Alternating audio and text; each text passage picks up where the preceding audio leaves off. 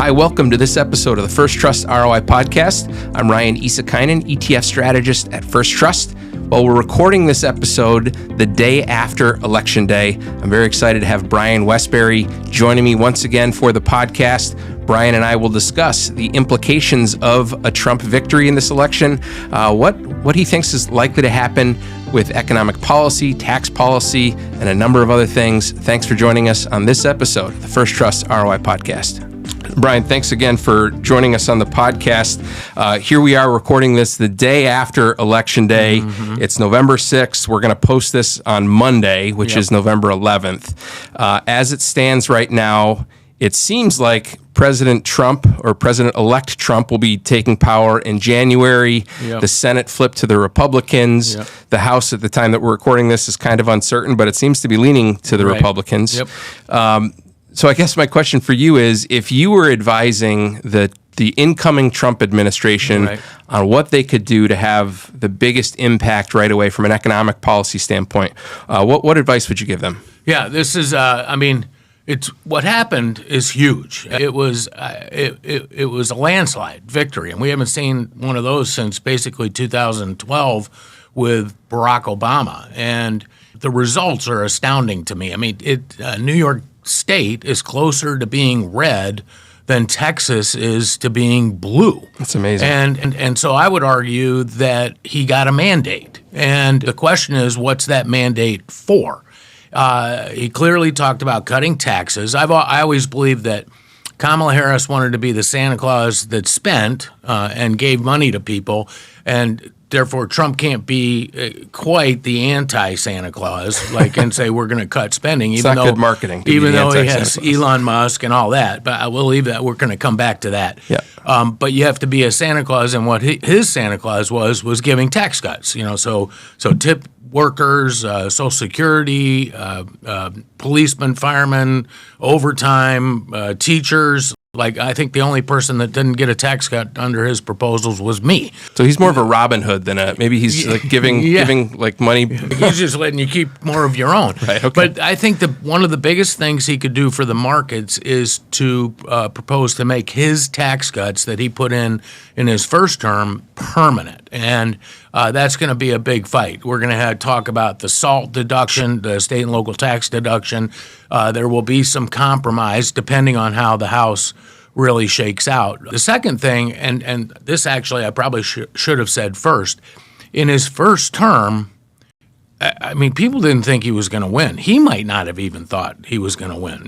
In other words, when he went in, he wasn't prepared to govern and really grab control of the reins. He didn't get people in the right spots. And Congress kind of hijacked his agenda and went off in their direction. So this was Paul Ryan and Mitch McConnell. This time, that's not going to happen. What I've heard him talk about is he wants to put in tariffs, he wants to cut taxes, and he wants to put Musk in charge of spending. So I'm only talking about not RFK Jr. and the Healthy America, but the economic policies. And I believe that's what Ronald Reagan did. Got spending under control, cut taxes, and then Trump wants to have the Fed cut interest rates, and I'm sure we're going to talk about that with inflation. That's not what Reagan did. He let Volcker raise rates, but the combination of a smaller government, lower taxes, and tight money actually made the economy boom, and I would hope that's where we go.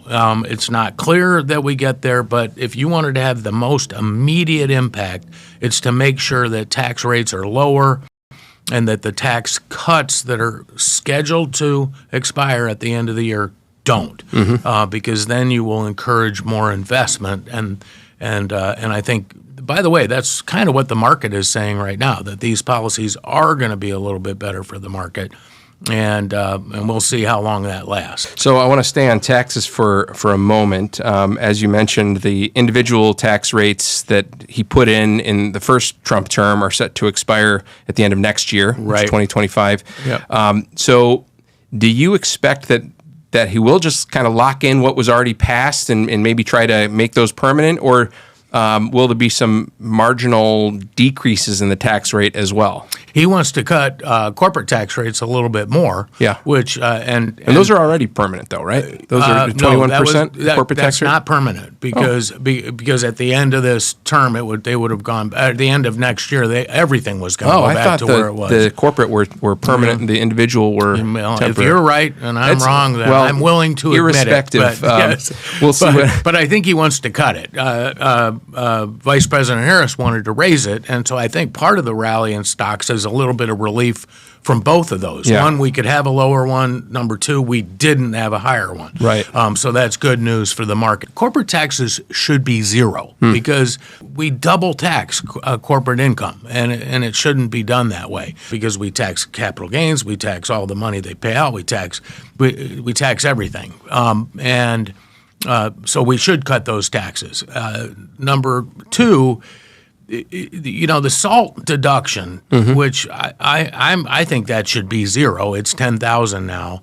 It really does cost people that live in high tax states more. It encourages those states not to raise their taxes as much, but it's likely to slip a little. And in negotiations, you want those high tax state senators and congresspeople to vote with you. So to make those tax cuts permanent, it's going to take a lot of votes, and I think they're going to have some negotiating to get that done.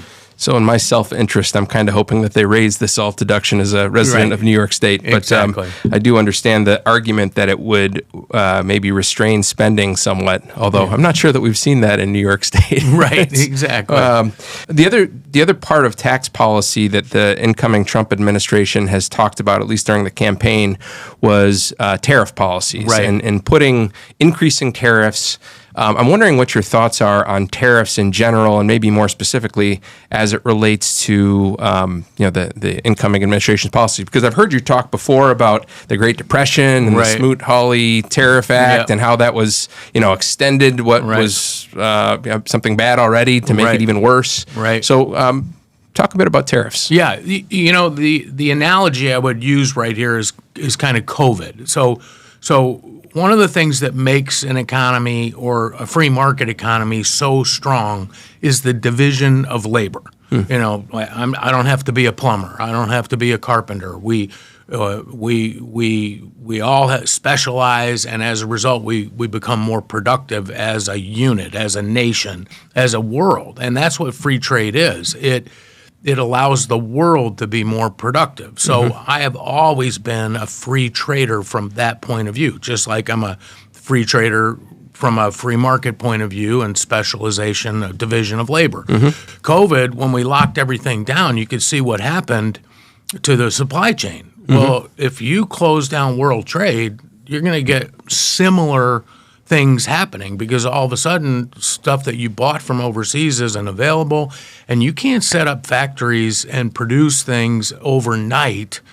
And so if, let's say we were to put 100% tariff on everything, are we really going to, the next day be able to produce all these things that we bought from overseas? No, it's impossible. And you could see it during COVID. It didn't happen. We ended up with shortages and all kinds of supply chain problems, and that's what would happen. So that's why Smoot-Hawley was part and parcel with the Great Depression: tight money, rising taxes, and tariffs.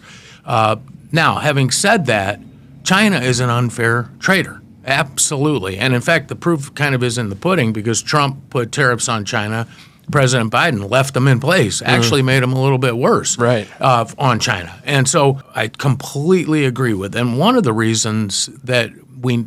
things that we need to think about with free trade is the United States is heavily dependent on China in a lot of cases for pharmaceuticals, even things like Advil and Tylenol, but other pharmaceutical products and military like heavy metals and steel and things like that. And semiconductors. And semiconductors. And if we can't get those pieces that we need to survive, if we were to, say, get in a war with China, that gives them a leverage over us.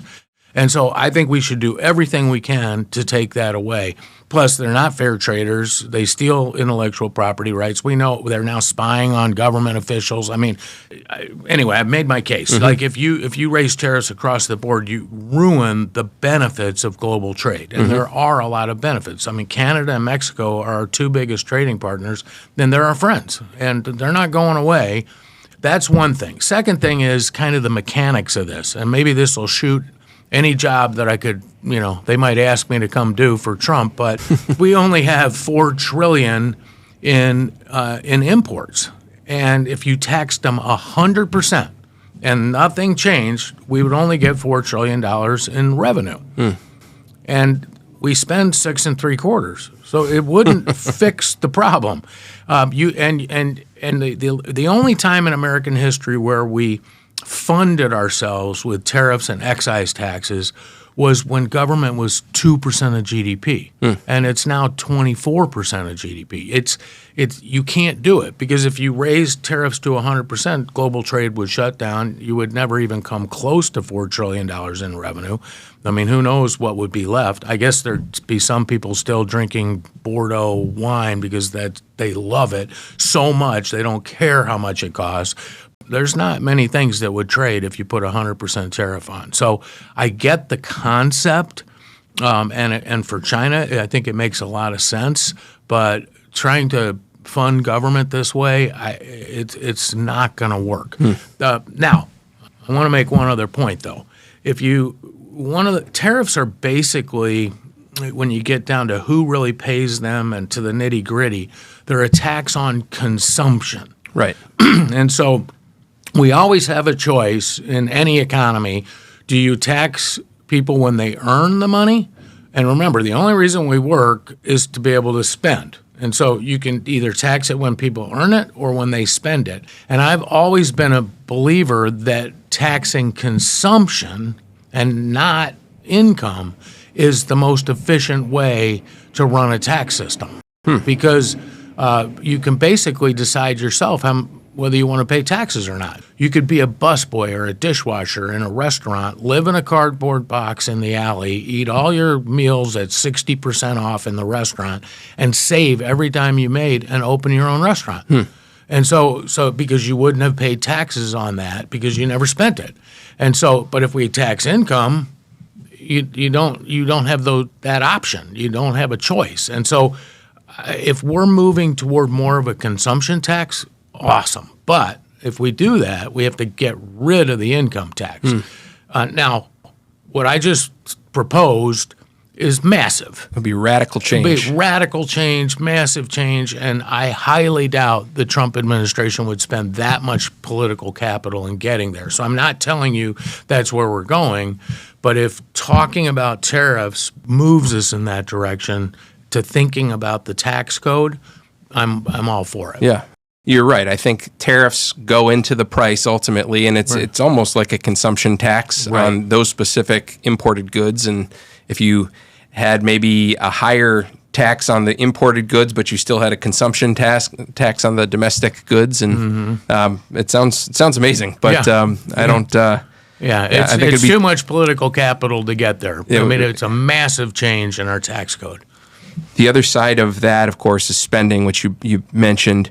Elon Musk is apparently being tasked to be the DOGE, the Department of Government Efficiency is kind of what they're talking about. And I don't know if you read his biography, where it talks about some of his private companies, the way that he would just strive for efficiency and cut to the bone. And he basically made the case that if you want to cut more than you actually should, and then you can add things back. And that's kind of the operating philosophy for a lot of the Musk companies. I wonder if that will be actually brought into government, because that seems really difficult to do. One, you got to find something for all those people to do if they're looking for jobs. He actually said in, I think it was with his Joe Rogan podcast interview, that he would want to continue to pay those people for a couple years, which I thought was kind of interesting. You fire them, keep paying them. It doesn't actually cost the government more, but those people get out of the way. And then the other side, of course, apart from spending, is decreasing the regulation. That's a long question, Brian. Right. What's your thoughts on that? I and we, as the First Trust Economics Department, have kind of used the 4 pillars of prosperity to describe the risks to the economy and the market. And the other side of the coin, there's 4 pillars of prosperity, four pillars of destruction. And so you go back to the Great Depression, what did we do? We raised taxes, raised spending, raised regulation, raised tariffs, and had a tight monetary policy. And that was a disaster. It caused the Great Depression. Well, if you look at the Trump proposals, we're talking about lower taxes, so that pillar is a green arrow. We're talking about, I think smaller government makes us, the private sector bigger and makes us more efficient. So spending less, which is a real positive. Regulating less, which is a real positive. Now we have tariffs, which I would argue if you go too far, they're a negative. And then President Trump also wants to, lean on the Fed to cut interest rates, so you got easier money. That's why the market is up. Other than the tariffs, everything just turned green, and with this election. And so, but the regulatory part is massive. We, right now in America, spend 7% of our GDP complying with regulations. I mean, probably one of the biggest ones for everybody. If you're not running if you're a landscaper, you got to have how many pieces of paper just to carry around weed killer in your van? Who knows? It's like the costs are massive, but we all spend lots of money doing our taxes, lots and time. And if you can streamline that stuff, make it more efficient. I mean, there is a lot of resources that could be redirected to more productive things. So, if Musk is able to do his Musk magic and Twitter, he fired 70% of Twitter, and it works better than ever. In fact, it's the leading source of news for this whole election. It is amazing what he did, and I do believe you could do that with government. Now, I did not listen to the Rogan podcast, but there is a problem. If you go in and try to lay off all these bureaucrats, right? The deep state, and I don't mean that in the tinfoil hat way, but the bureaucracy will fight you tooth and nail. And so, promising to pay them for a few years might be a way to entice people to move on. Yeah, he said that you could continue to pay them, and they could even go on and do a second career. Right. That would be the incentive for the bureaucrats. Right. Which, we still spend money, and in fact, we're wasting it paying people that are not. But they probably were a negative for the economy in the first place because all these regulations just hold us back. But let's bring it right down to today. The Russell Small Cap Index is up 4 or 5% here the day after the election. Why? I think a lot of it has to do with that regulation. That first of all, we're not going to tax them more, which is good. But second, it's going to get a lot easier to do business because the regulatory state will not be throttling and strangling them as much as it was. So the interest cost on the outstanding debt is something like 3.5% of GDP. So you're telling me that the regulation, to comply with regulations, the cost of that is double the cost of the interest on the outstanding debt? Double. That's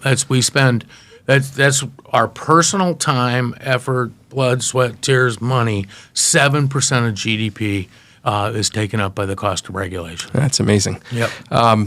Okay, you mentioned inflation as well, so I want to circle back to that. And as you mentioned, Trump pretty consistently in his first administration tried to kind of nudge or influence. I don't know if influence is too strong of a word, but he tried to use the bully pulpit to cause the Fed to keep or lower rates. Yep. And he wants the Fed to lower rates now, I would assume as well. What's your thought on, I guess where interest rate policy should go? And what will be the impact on inflation if rates are cut too soon? My belief is that the embers of inflation are still there. So I've done a lot of camping in my life, and one of the greatest things for me in camping is like fall. crisp outside, and you wake up in the morning and the embers are still in the fire pit, and all you got to do is throw a few sticks in there, and boom, you're making coffee and you're warm, and the fires pop. You don't have to get your flint out and do it all over again, And you were a Boy Scout at one point? I'm an Eagle Scout, yes. So, but what I'm getting to is inflation. If you don't put the embers out, so Paul Volcker, he found every drop of water in the whole campsite, threw it on the fire, put sand on top of that, put rocks on top of that, drove his truck on top of it, and then sat there for 3 days. And it was out, all right, and by the time he was done.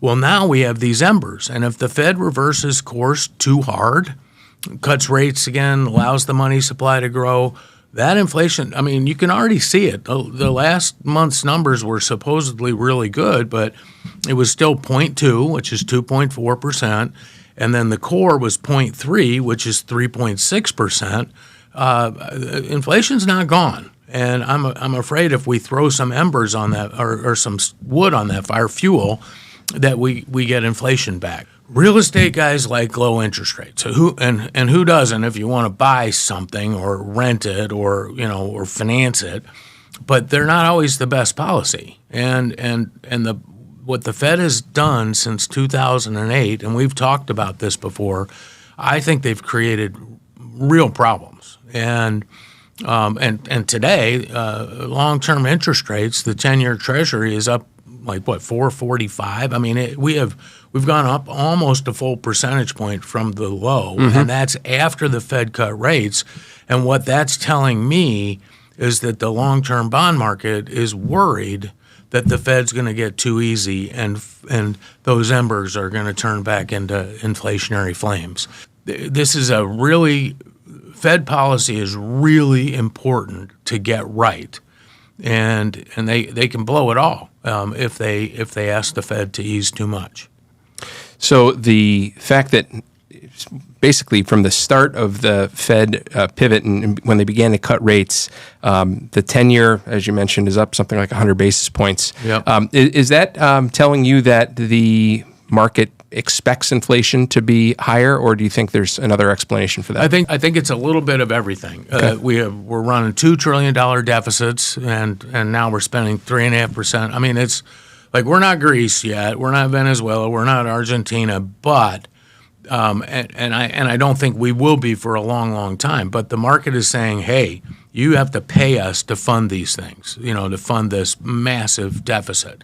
So that's one thing spending cuts could really do is by bringing that funding need down, I think they could help calm long-term interest rates down. But the other part is the long-term bond market saying the Fed's going to go too far, too fast, and bring inflation back. And so you put those two things together, massive borrowing needs and the potential for inflation to come back, and the bond market's protecting itself. They're just putting yields up. What do you expect to happen with some of the fiscal spending bills that were passed into law during the Biden administration? Trillions and trillions of dollars in fiscal spending targeted on very specific areas. That was sort of their industrial policy. Right.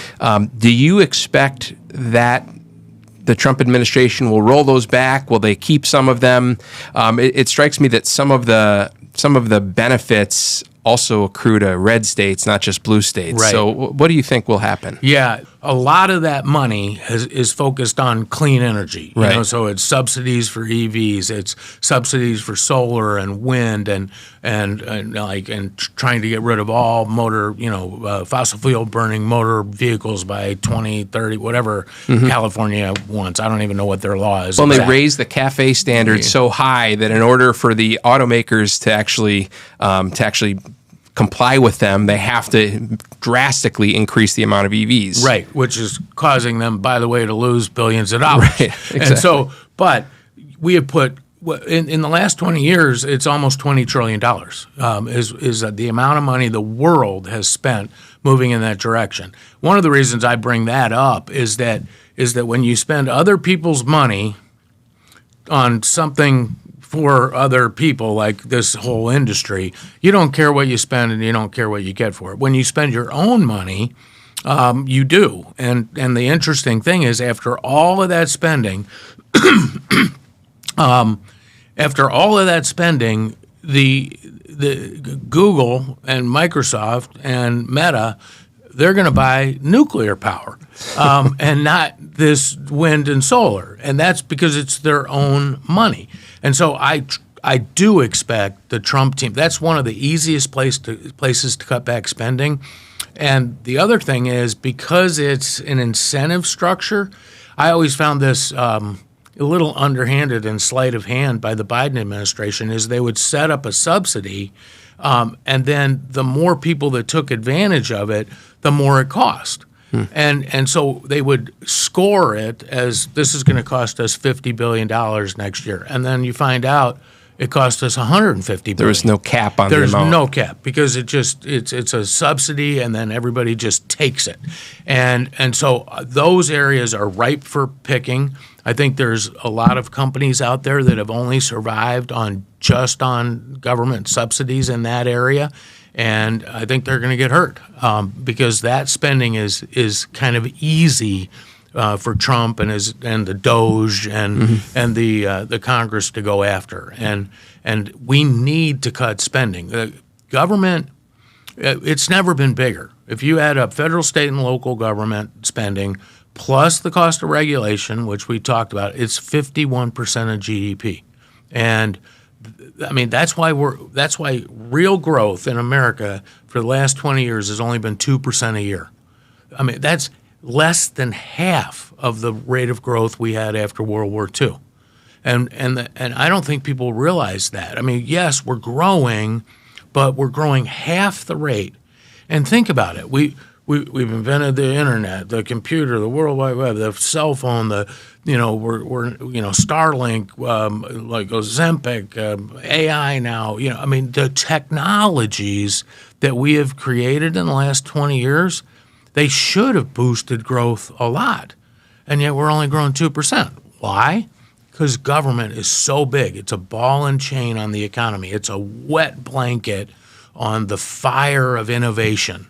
And it just slows us down. And when you have slower growth like that, and the Fed tries to boost us by printing more money, that's what turns into inflation. So that's why Reagan's policy of cutting taxes and spending and regulation to lift growth, while the Fed kept money tight to keep inflation, why it worked.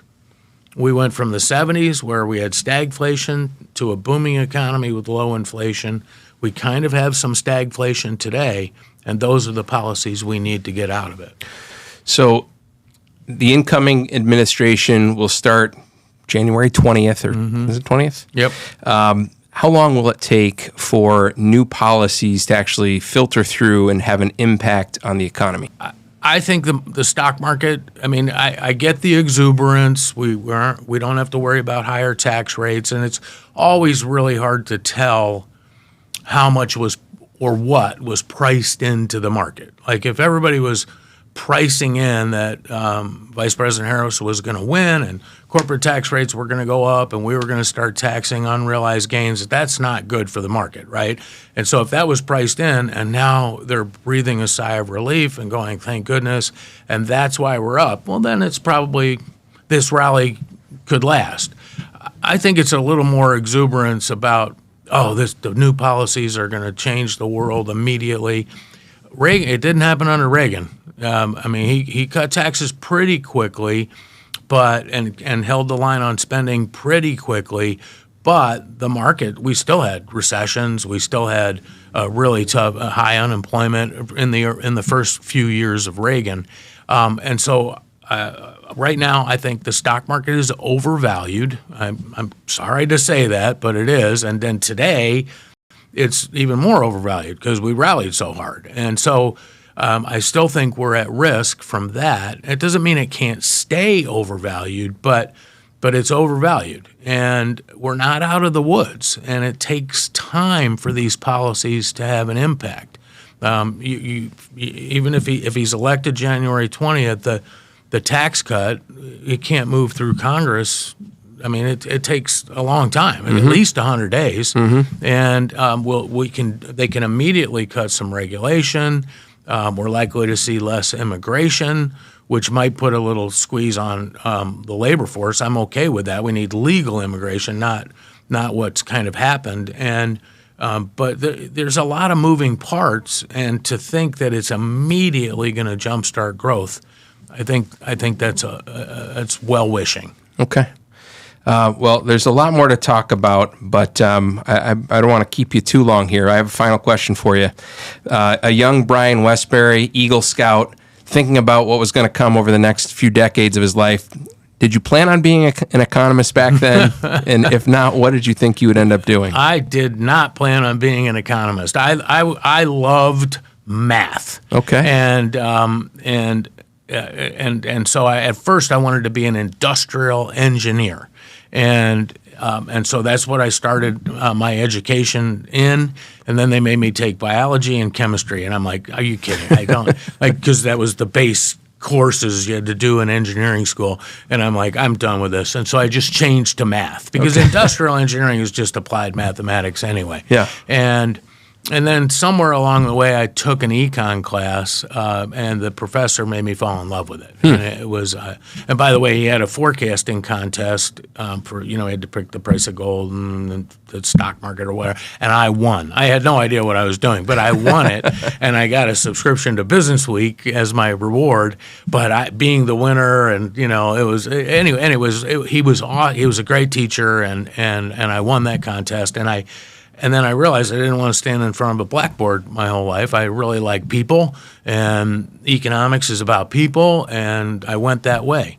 And so I believe that economics, understanding the way the markets work, has a real impact on people. And that's what I care about. I want the most opportunity for everyone, and to find their God-given talents and be the most productive they can. And that's why I am such a fighter for free markets and small government, because the bigger government you have, the more you have people dependent on government, the less creative people are, the less vibrant an economy is.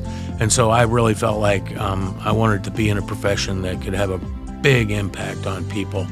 And I guess I've had a pretty good career. Yeah. Hopefully I have.